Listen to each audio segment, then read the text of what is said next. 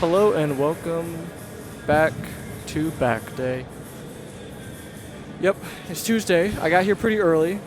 It's 7:30 right now, although I am only on my second workout, pull-ups. I talked to my buddy back there in the red hoodie, Q. Cool guy, big hunting, fishing. So we talked about elk. Because funny enough, yesterday I was talking to my brother about, I forget, we started talking about measurements and references. You know how people on Facebook Marketplace will be like, here's, this thing. For reference, here's a picture of my hand next to it. And people are like, great, I don't know how big your hand is. I was like, oh yeah, so then here's a banana for reference for how big my hand is. Like, oh yeah, so then here's, and you just keep thinking of more and more obscure things to make a reference to for size that you really can't tell. And then we're talking about like, oh yeah, here's a fridge. How big is the fridge? 85 cheeseburgers, And then my brother was talking about how in, like for a freezer, like for a garage freezer, people measure it by hunting. So they're like, this can fit 1 elk, 2 elk, 3 elk, And then I was just talking to Q back there about hunting, and he's going hunting for some elk this year, which is pretty awesome. I mean, I think it's great if you can hunt at least once in your life because, first of all, it's much more healthy, wild game and everything, and it's a little bit, I would say, much more humane. Now, I don't hunt myself, I don't fish myself. I would love to do it at least once. Maybe I'll talk to Q about doing it next year. I don't know. But I don't have a freezer or anything. I also have no land to do gardening or own chickens and stuff. I live in a small community with a strict HOA. But it's cool, because cows on a farm, it's like, yeah, they can be free range and whatever. And, but they're on a farm. It's agriculture, it's mass production. It's, same with chickens and stuff like that. But he was showing me this one crane. I forget what it was called, what type of crane, but it's like the ribeye of the sky. You can look that up and probably find it. And it really looks like a steak, like an actual cow steak. Pretty cool, and that's what you get when you're hunting wild game. It's, 1 elk can feed you and 2 other people for a year, so it's relatively cheap compared to how much you'd have to pay for elk in a store. And then it's much more healthy, and it's, more humane in the sense where it's like, it's a free roaming wild animal. And we forget that we are also wild animals. Well, we were once. So anyway, yeah, just talking about that, and I think it's pretty cool. I would like to go hunting maybe next year. I don't know, but that's the thing is I don't have a freezer. I don't have any know-how, but I can learn. I can figure it out. Fishing too. Could be nice. Yeah, so anyway, that's all I have to talk about right now. Pretty empty in the gym here. Got a couple people I've been chit-chatting with. Just catching up because I haven't been in the gym in the morning for about a week. So I'm looking for my friends to say what's up and to tell them I'm back, baby. I'm back in the morning. I woke up around 6:17. I think that's when I had my alarm set. And I actually got up. Yesterday I couldn't get myself awake. Today I actually woke up. And I didn't take any progress pictures. I'm gonna take those after the gym. And yeah, so oh no, I'm yawning. Yeah, I'm just trying to say I'm back. I'm getting my routine slowly back on track, getting better every day. And my diet so far is good. I've been pretty low calories for a few days now. Since like last Friday, I've been pretty low calories. I got my meal prep all set up. It's brutal, but I'm doing it. I think what helps a lot is that it's not so hot. I think the heat and being, overly warm is not, I don't know, it just does something to me compared to being a little bit cooler. This morning was 58 degrees Fahrenheit, which is 16, 17 Celsius. Not super warm, so I was wearing a vest this morning. And yeah, so getting colder getting colder. It feels like Halloween. That's what it feels like to me. It's got that Halloween temperature, you know. The sun doesn't rise as early anymore, so when I'm out, you know, getting into my car at 6:45, I can see the sun rise, which is beautiful. And then, you know, the sun's going to set a little bit earlier, but it's still in the middle of the day. It still gets up to like 80, 85. So I'm living in a desert, you know, cold nights and warm days. It's kind of nice though.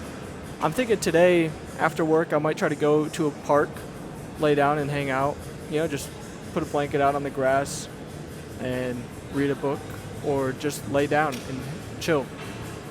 Might walk to the park too. I might drive. I don't know. Yeah. It'll be a good day though. It'll be a good day. Alright. Now for machine roads. Let me get on.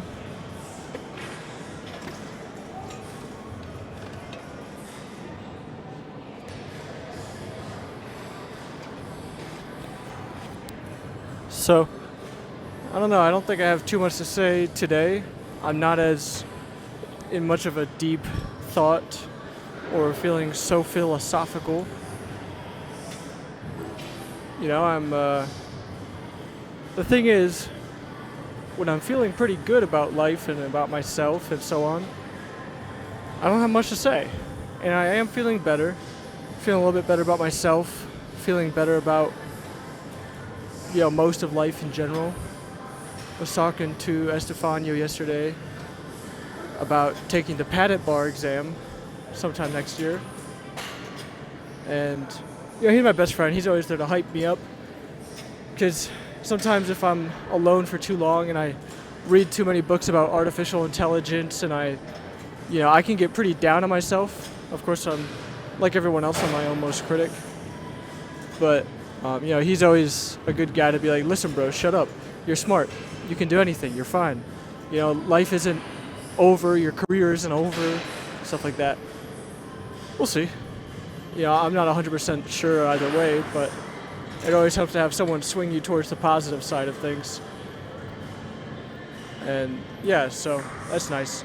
He just got back from a bike tour in Montana, in Glacier National Park area. Looked amazing. I've been thinking I want to do a bike tour as well with him. It wouldn't be as long or as intense. It'd be, you know, for my first one, you know, it'd be a beginner bike tour, probably in America as well, because I have to find and rent, you know, like paraplegic bike. I don't know what they're really called, but like a hand cycle, essentially, using my hands to pedal. And, you know, I'm not going to try to bring one of those things over to Europe and do a bike tour in Europe unless I can find one to rent in Europe. That would be really cool. One of the things that I'm excited about for Olympia is the connections I'll make. Because I know there's there's one guy who's pretty gnarly, you know, like he's looking pretty good. He's from Brazil. There's another guy who looks really good and he's from Spain, pretty sure. So, you know, those are definitely connections to have. And it's really good to have connections of people in wheelchairs across the world, because then I can, you know, hit them up at the very least and just say, hey, bro, you know, let's meet up for one day. Let's go hit the gym together. Let's, you know, hey, can you show me some accessible places to stay? Maybe can I crash with you for one night?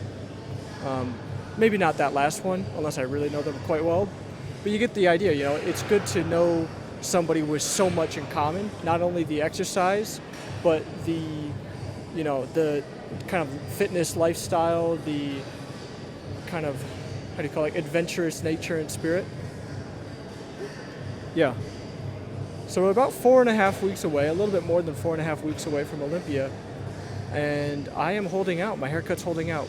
I'm going to be able to make it until Olympia to get a haircut, which I'm pretty happy about. But I will say my hair is getting kind of crazy. It gets a little curly when it grows out. So now we're going to do these workouts because I'm pretty sure someone's waiting on this. Sorry. I talk sometimes too long. I have no idea what I look like. hopefully super duper handsome. Oh yeah, now I can see. Alright, so we're doing the lateral raise plus curls, and what I'm going to do this time is I'm going to superset it. So I'm going to do my lateral raise, and then right after that I'm going to do my curl set, and then do that. I think it'll be pretty good.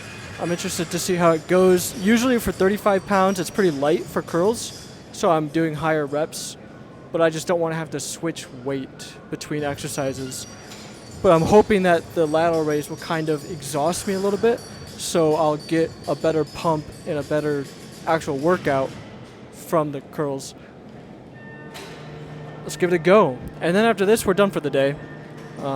Yeah, so I'm going to leave you with this, which is, I love you, have a good day, bye-bye.